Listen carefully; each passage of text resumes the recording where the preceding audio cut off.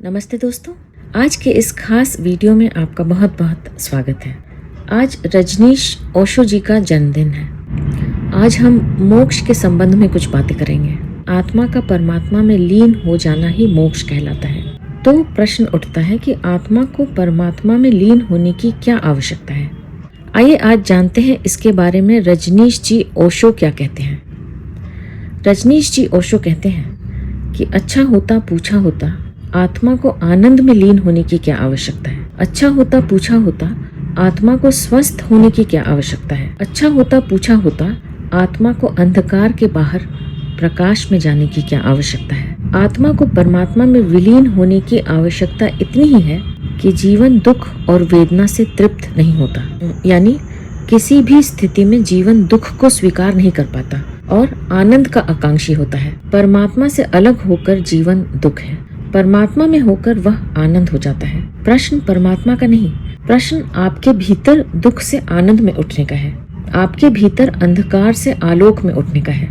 और अगर आपको कोई आवश्यकता प्रतीत नहीं होती तो बिल्कुल दुख में निश्चिंत रह सकते हैं। लेकिन दुख स्वरूपतः अपने से दूर हटाता है और आनंद स्वरूपतः अपने प्रति खींचता है। दुख विकर्षण करता है, हटाता है, आनंद आकर्षण करता है, अपनी ओर खींचता है। संसार दुख है, परमात्मा आनंद है। आत्मा का परमात्मा से मिलन की आवश्यकता कोई धार्मिक आवश्यकता नहीं है। परमात्मा से मिलन की आवश्यकता स्वरूपगत आवश्यकता है। इसलिए दुनिया में यह हो सकता है कि कोई परमात्मा को इनकार करता हो, लेकिन आनंद को कोई इनकार नहीं करेगा। जगत में कोई भी नास्तिक नहीं है। नास्तिक केवल वही हो सकता है जो आनंद को अस्वीकार करता हो। जगत में प्रत्येक व्यक्ति आस्तिक है। इन अर्थों में आस्तिक है कि प्रत्येक आनंद का प्यासा है।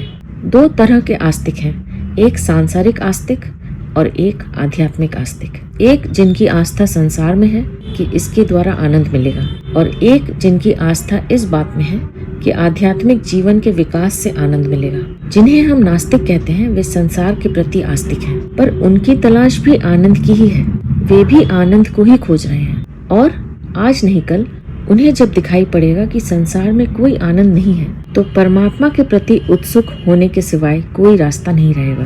हमारी खोज आनंद की है, परमात्मा की खोज किसी की भी नहीं है। हमारी खोज आनंद की है। आनंद को ही हम परमात्मा कहते हैं। पूर्ण आनंद की स्थिति को हम परमात्मा कहते हैं। हम जिस घड़ी पूर्ण आनंद की स्थिति में होंगे उस घड़ी परमात्मा है। तात्पर्य यह है कि जिस घड़ी आपकी कोई आवश्यकता शेष न रह जाएगी उस घड़ी आप परमात्मा हैं। पूर्ण आनंद का मतलब है जब कोई आवश्यकता शेष नहीं है। अगर कोई शेष है तो दुख शेष रहेगा। जब आपकी कोई आवश्यकता नहीं है तब आप पूर्ण आनंद में हैं और तभी आप परमात्मा में हैं। परमात्मा में होने की आवश्यकता क्या है? आवश्यकताएं हैं, इसलिए परमात्मा में होने की आवश्यकता है। जिस दिन कोई आवश्यकता नहीं रह जाएगी उस दिन परमात्मा में होने की कोई आवश्यकता नहीं रह जाएगी। आप खुद परमात्मा हो जाएंगे। हर मनुष्य आवश्यकताओं से मुक्त होना चाहता है। ऐसी स्वतंत्रता की घड़ी चाहता है जहाँ कोई आवश्यकता का बंधन न हो, जहाँ केवल वह हो, अखंड हो और पूर्ण हो, और उसके पार पाने को कुछ भी शेष न रह जाए, कुछ हटाने को, छोड़ने को शेष न रह जाए। वैसी अखंड और पूर्ण स्थिति परमात्मा है। परमात्मा का मतलब यह नहीं है कि कहीं कोई ऊपर बैठे हुए हैं सज्जन और उनके आपको दर्शन होंगे और वे आप पर कृपा करेंगे और आप उनके चरणों में बैठेंगे और जाकर वहां स्वर्ग में मजे करेंगे। ऐसा कोई परमात्मा कहीं नहीं है। अगर हमें ऐसे परमात्मा की तलाश हो तो हम भ्रम में हैं। ऐसा परमात्मा कभी नहीं मिलेगा, आज तक किसी को नहीं मिला है। परमात्मा तो चित्त की अंतिम आनंद की अवस्था है। परमात्मा कोई व्यक्ति नहीं है, परमात्मा अनुभूति है। यानी परमात्मा का साक्षात नहीं होता। साक्षात इन अर्थों में नहीं होता कि एनकाउंटर हो जाए, कि आप गए और मुठभेड़ हो गई उनसे। वे आपके सामने खड़े हैं और आप उनको देख रहे हैं, निहार रहे हैं। ये सब कल्पनाएं हैं जो आप निहार रहे हैं। जब चित्त सारी कल्पनाएं छोड़ देता है और सारे विचार छोड़ देता है तब वह अचानक उसे उद्घाटन होता है कि इस सारे अखंड विश्व का, इस पूरे जगत का, ब्रह्मांड का वह एक जीवित हिस्सा मात्र है। उसका स्पंदन इस सारे जगत के स्पंदन से एक हो जाता है। उसकी श्वास इस सारे जगत से एक हो जाती है। उसके प्राण इस सारे जगत के साथ आंदोलित होने लगते हैं। उनमें कोई भेद, कोई सीमा नहीं रह जाती। उस घड़ी वह जानता है अहम ब्रह्मास्मि। उस घड़ी वह जानता है कि जिसे मैंने मैं करके जाना था वह तो सारे ब्रह्मांड का अनिवार्य हिस्सा है।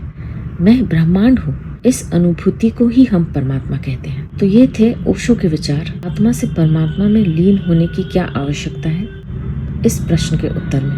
आज रजनीश जी ओशो का जन्मदिन है और ऐसे महान आध्यात्मिक गुरु की याद में उम्मीद है कि आपको इससे अवश्य लाभ होगा। अब मैं आपसे आज्ञा लूंगी। आप अपना ध्यान रखिए, हमेशा खुश रहिए, मुस्कुराते रहिए। आपका बहुत बहुत धन्यवाद। ओम नमः शिवाय।